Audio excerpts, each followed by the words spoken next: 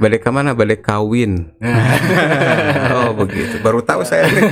Makanya rektor mengamanatkan Prof Mahmud Ya. harus UIN. Nah, tidak boleh UIN. Balik ke mana? Balik ke UIN. Nah, UN. gitu.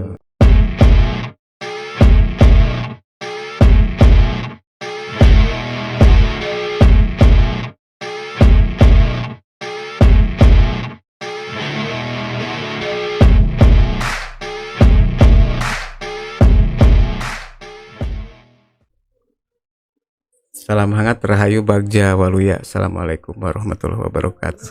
Waalaikumsalam warahmatullahi wabarakatuh. Ada 1 tahun kita nggak ketemu? Kurang ya? Kurang.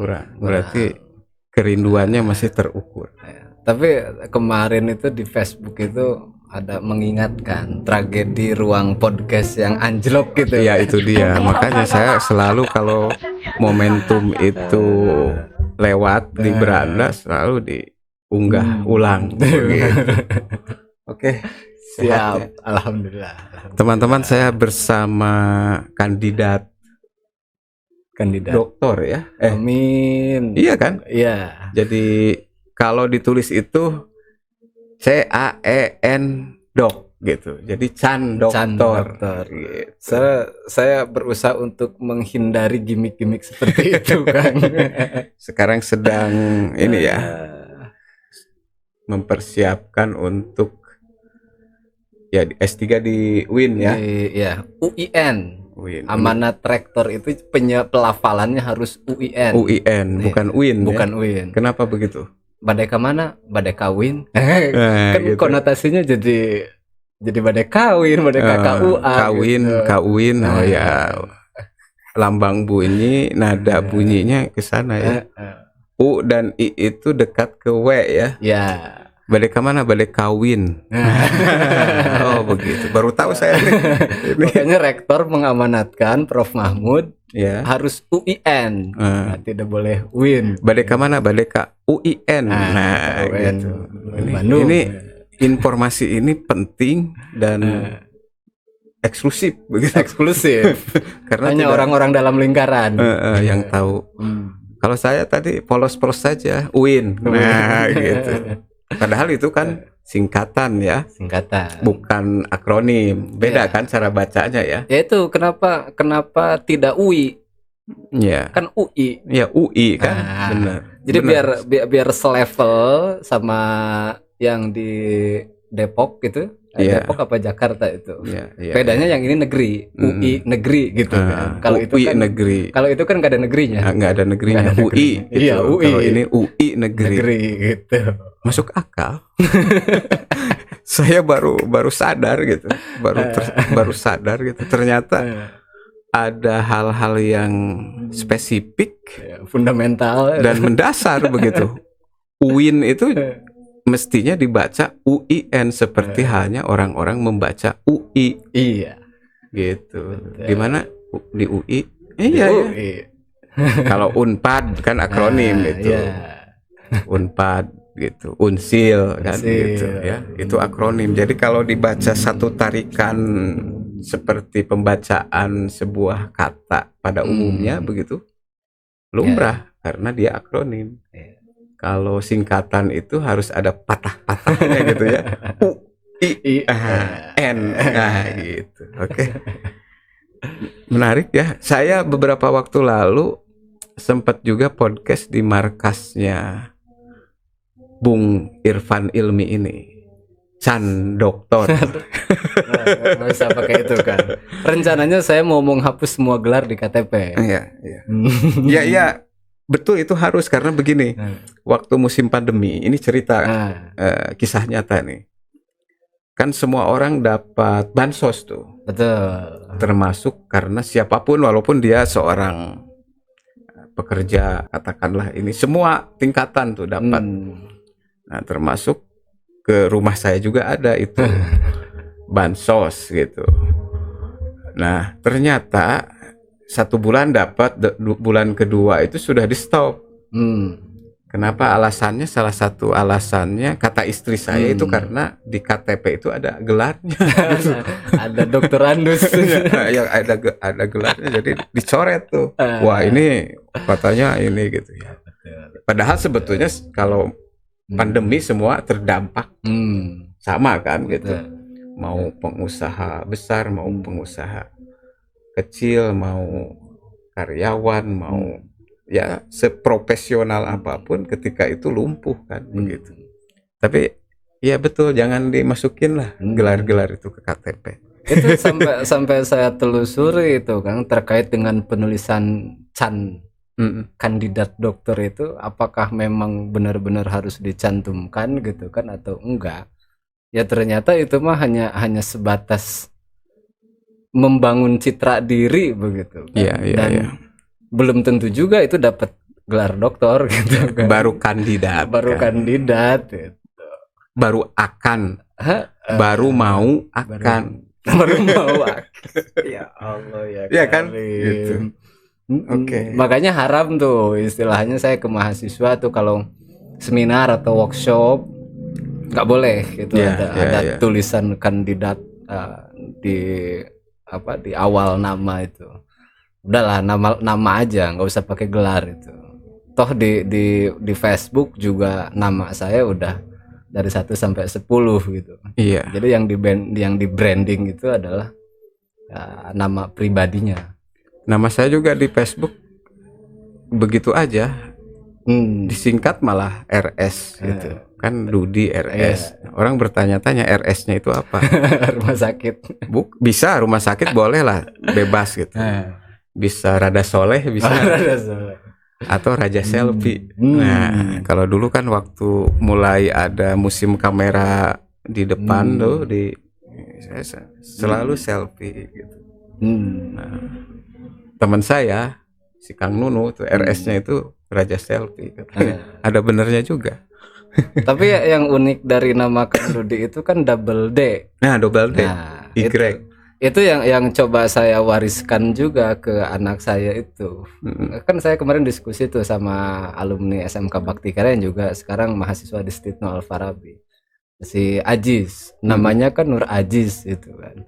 Nah, rating dia di Google itu nggak bisa naik. Terus ya beda lah dengan bapak, padahal ke saya Dede karena masih saudara. Beda dengan bapak kan pakai P. Kalau P itu kan khusus, namanya khusus orang Sunda, diberikan kepada orang Sunda. Nah kalau saya Nur Aziz ini agak sulit ini bersaing di Google-nya itu. Gitu. Ya itu dia. Nama saya juga sebetulnya waktu saya pernah ini, ibu saya pernah cerita. Sebetulnya waktu itu katanya saya mau dikasih nama Beben. Ini pernah deh cerita. Mau dikasih nama Beben Nugraha gitu, apa namanya gitu. Saya masih ingat tuh cerita itu. Tapi bapak saya melarang gitu. Jadi usut punya usut, ternyata Beben itu mantan ibu saya gitu. Jadi ya udah diganti. Tapi saya juga nggak tahu itu dari mana tuh dasarnya nama saya. Saya orang Sunda. Tapi kok berbau Eropa begitu. Ya kalau Sunda toh Dudi ya DUDI aja gitu kan. Ini double DY gitu. Dan itu tahun udah jangan bilang tahun lah. Jadi ketahuan nanti saya. Makanya ketika dikaji gitu ya tentang historis pemberian nama itu sendiri, akhirnya dulu pas saya SD tuh, kenapa nama saya harus Irfan gitu. Akhirnya saya lihat salah satu tafsir itu namanya tafsir Irfan, Irfan gitu kan. Nah, terus saya telusuri apa maknanya. Belum menelusuri pas MTS itu sama salah satu guru tahfidz itu, Irfan ilmi itu ma'rifatu ilmillah begitu kan. Mengetahui ilmu-ilmunya Allah gitu kan. Dari situ ditelusuri tuh secara pemaknaan gitu. Nah termasuk juga kenapa harus menggunakan P, toh lazimnya F. Nah itu ternyata gara-gara orang tua saya sekolahnya sampai SR si ibu itu. Jadi dia nggak tahu mana P, mana F, mana apa namanya, peyem sama peyem gitu. Tapi itu salah satu kalau dikatakan kebodohan mungkin terlalu kasar ya. Tapi menjadi warisan kebudayaan dari suku Sunda gitu kan, yang menjadi kearifan lokal ya. Kearifan lokal gitu. Jadi fitnah nggak bisa orang Sunda bilang fitnah. Ini juga gitu, masuk kearifan lokal kan. Iya. Jangan memaksakan diri. Fitnah mah fitnah gitu. Ulah fitnah gitu. Peyemnya peyem gitu. Benar sih. Seperti halnya piper yang untuk merokok itu kan orang Sunda dengan santainya bilang pahpir gitu. Iya kan, tembakau masukin pahpir gitu. Pahpir itu naga-naganya itu dari piper ya, kayak gitu, kertas kan, kayak gitu-gitu. Ya itulah keunikan orang Sunda. Jadi serba apa ya, serba spontan gitu. Termasuk ini Kang, identitas iket ini gitu kan. Salah satu kiai saya itu di Aliyah dulu namanya Kiai Maksum Jalaluddin, itu salah satu alumni pertamanya Miftahul Huda wa Khairapan itu. Dia selalu pakai iket. Dakwah itu dia nggak pakai kopea, pakai iket. Akhirnya kayaknya saya terinspirasi nih gitu kan untuk pakai iket. Nah, sejak semester 5 kuliah S1 itu akhirnya saya konsisten lah, tapi belum dipakai iketnya, masih disampaikan gitu kan, disolendangkan. Nah, setelah lulus, nah baru ketika ngajar itu pakai iket. Nah, sampai sekarang kuliah S3 itu pokoknya setiap perkuliahan itu pakai iket. Sampai teman-teman saya bilang di UIN nggak boleh ada lagi yang pakai iket kecuali Irfan Ilmi. Wah, itu sampai segitunya ya? Karena itu identitasnya dia gitu. Jadi yang mau pakai iket harus punya haki dari dia gitu. Itu selorohnya begitu. Selorohnya begitu. Ya tadi kayak nama Irfan pakai P gitu kan. Itu kan menjadi satu identitas yang utuh di dalam diri kita, yang meski mampu kita pertanggungjawabkan gitu ya dalam kehidupan ini begitu. Iya. Padahal ya memang sebetulnya pernah ada sastrawan besar bertanya, what is in a name, katanya. Apalah arti sebuah nama gitu. Tapi sebetulnya memang ada ya maknanya ya. Iya. Apalah arti sebuah nama. Jadi kalau dari nada-nadanya itu ya kayak gitu-gitulah gitu ya.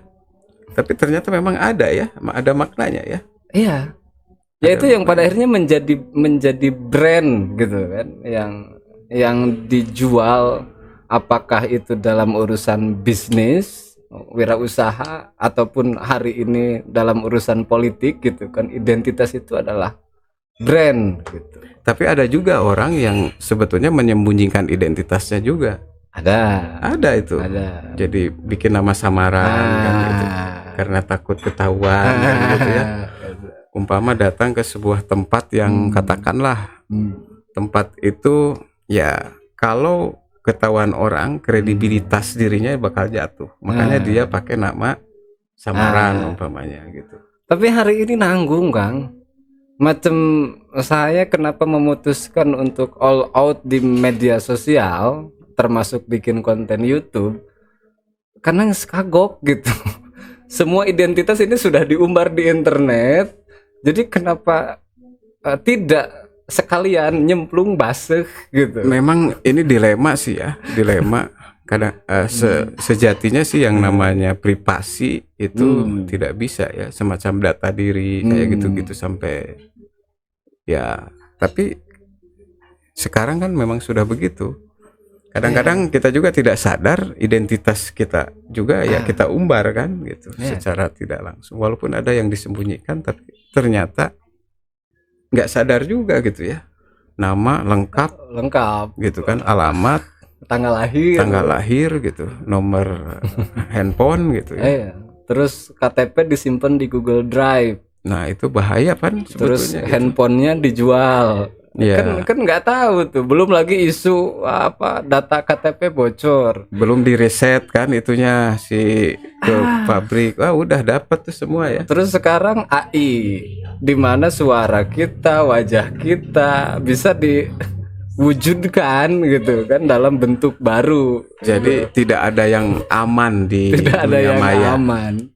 Tinggal menunggu waktu saja ya. Iya, tinggal menempuh jalur sufi, bener-bener sufi, mengasingkan diri ke tempat yang sunyi, tidak pernah berinteraksi dengan orang lain gitu kan. Zuhud tarkud dunia, dengan benar-benar meninggalkan hedonisme. Sulit juga kalau begitu. Saya tidak bawa handphone, gawe sehari saja sudah rasanya itu sudah kekalayangan gitu. Karena memang semua ada di sini. Betul-betul diperbudak kita itu ya. Iya. Nyesel saya. Mending zaman dulu aja, damai sentosa gitu. Kalau sekarang kemana-mana kita itu aktivitas kita hari-hari itu terdeteksi tuh. Kamu kemana aja, ngapain aja gitu, kayak gitu. Iya. Itu dipantau terus, bahaya memang. Jadi kalau lihat dari sana, tapi sebetulnya ada yang lebih ini ya, ada yang lebih. Kalau saya sih menariknya ke secara ini ya, transendental. Iya. Itu kan ihsan ya, Allah itu malah lebih kemana wae orang mau sudah aja saya mah selesai begitu kan, baiklah ya teknologi kita terpantau kemanapun begitu. Tapi ada yang tidak bisa kita hindari, itu kan ya kapantau, makanya itu ihsan. Apa namanya, wujud dalam ini diskusi. Bentar saya jadi rada religius begini ya. Ini nanti coba saya akan ini kan. Kemarin saya diskusi di kampus mengenai ihsan itu adalah karakter. Gitu. Salah satu statement teman saya, ihsan itu adalah karakter karena dia dalam dirinya selalu melakukan pengawasan sehingga yang muncul adalah nilai-nilai baik gitu kan. Ya. Nah makanya karena tadi saya beranggapan bahwa sudah tidak ada lagi ruang privasi bagi saya, makanya mensosialisasikan kepada tokoh-tokoh untuk ayolah tong kapalang sekalian bikin Facebook Live, YouTube gitu. Misal kajian apa gitu kan, apa susahnya gitu kan. Pantengin handphone, udah nggak usah edit. Nah itu nilai-nilai itu yang apa namanya, mencoba untuk dipasarkan gitu. Jadi mimbar digital ya, begitu. Ya, mimbar digital. Dakwah bil digital kan gitu. Ya sekarang kan sudah mulai itu, sudah mulai kelihatannya ada yang mulai masuk ke ranah ini kan. Ya bagus sih, apalagi sekarang kalau ditajuk ya, asal ada koneksi aja di pelosok manapun bisa sebetulnya ya, dakwah secara lebih luas begitu. Nah ini kasus yang menarik. Beberapa waktu yang lalu tuh ibu saya tuh pengen handphone yang bisa ditoelan.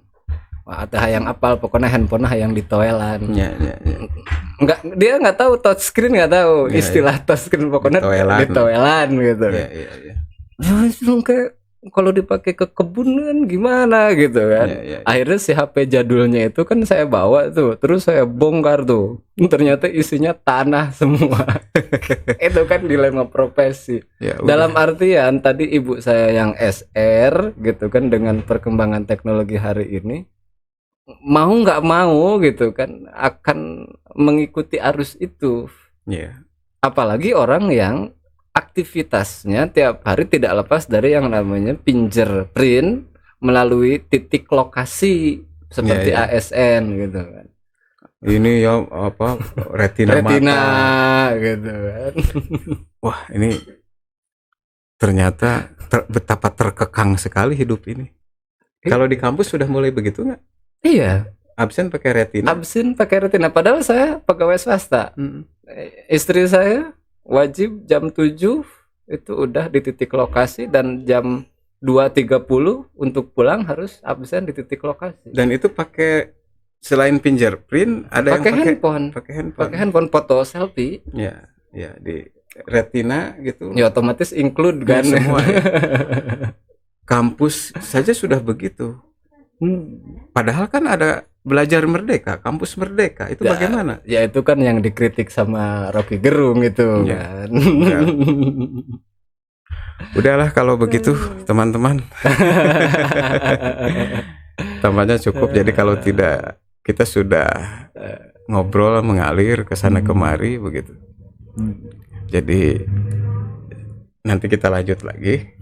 Siap. Ya, karena memang kalau tidak kita batasi sampai subuh bakalan selesai ini. Salam hangat. Sebentar. Ini Kang Irfan Ilmi ini seorang tenaga ini pendidik, dosen di Sekolah Tinggi Ilmu Tarbiyah Nahdlatul Ulama Pangandaran.